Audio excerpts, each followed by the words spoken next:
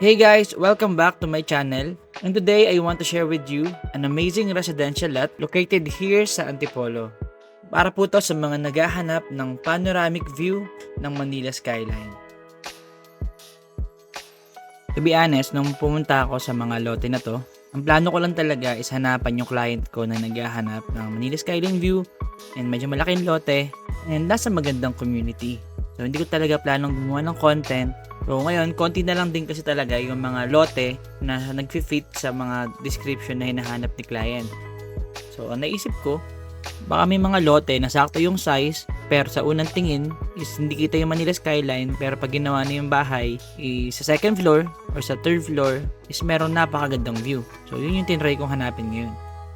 Ang pinakagagawin ko is maghahanap ako ng mga potential lots na kapag pinalipad yung drone ng mga 6 to 10 meters is kita yung Manila skyline view. So kakahanap ko ng lote and kakalagay ko sa sitwasyon ng client ko. Kunyari ako yung magpapatayo ng bahay, bigla ako may na-realize.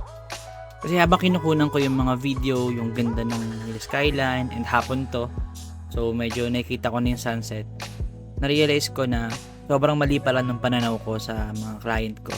Kasi sa una, tingin ko marami silang pera, kaya bibili sila ng mahal na lote sa mga mamahaling subdivision. Then biglang nag-make sense sa akin lahat. Una, napakababaw ng perspective ko dahil siguro para sa akin napakamahal ng mga lupa sa ganito kagandang location. Pero para sa client ko and for those who have worked hard to achieve their goals, yung ganda ng view pala is more than just a luxury. It's a reward, a reminder sa lahat ng sakripisyo nila and lahat ng hard work, and sa huli, it paid off. Imagine coming home to this view every day, yung sense of pride and accomplishment na mabibigay sa inyo to. Hindi lang pala talaga siya view. It's a feeling of fulfillment. Kumbaga, confirmation sa lahat ng sakripisyo mo. Eh ngayon, nandito ka na. So ayan, check na natin yung mga lot. So 5 lots ho yung titignan natin sa project na to. This one, corner lot. Second is ito, mas elevated. Pangatlo, mas elevated din. Yung fourth lot, corner lot din siya. And yung fifth one is mas elevated naman ng konti. So ito yung highest part ng project, viewing deck siya.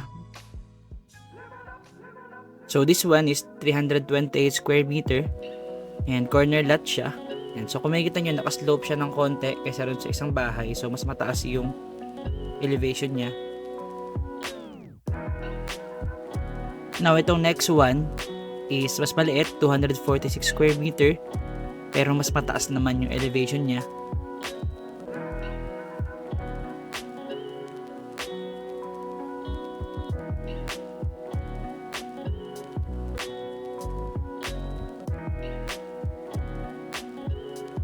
Now this one is 247 square meter.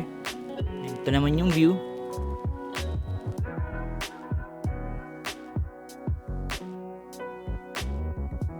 Ngayon ito naman is 296 square meter and corner lot. And yung nasa unahan niya is mas mababa yung elevation, so walang harang sa Manila skyline view. This one is 219 square meter. Now, yung 5 lots na to is napakalapit lang din sa amenities.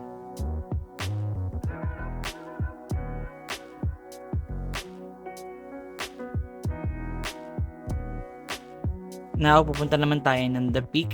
Ito yung pinakang prestigious dito sa Havillah. And so, ito ho yung amenities and yung bahay na yan ho yung highest point ng The Peak, yung pinakamataas na part na lupa. And dito ho, within the gate, 2 unit na lang yung available, or sorry, 2 lot. Pero 2 years ago, I think, inopen tong nasa labas na to. Yan. Ito yung mga bigger lots, nasa 900 to 1,000 square meter. And yung block 11 yung pinakamataas. Almost kasing taas ng bahay na to.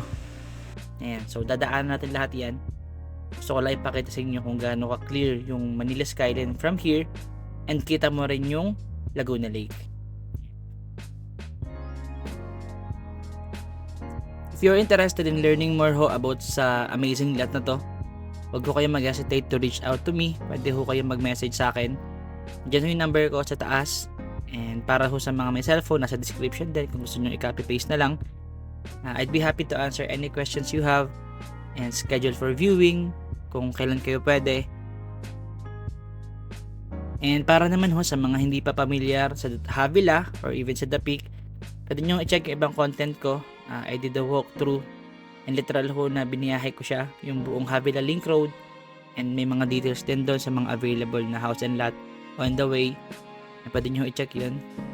Punta lang kayo sa channel ko.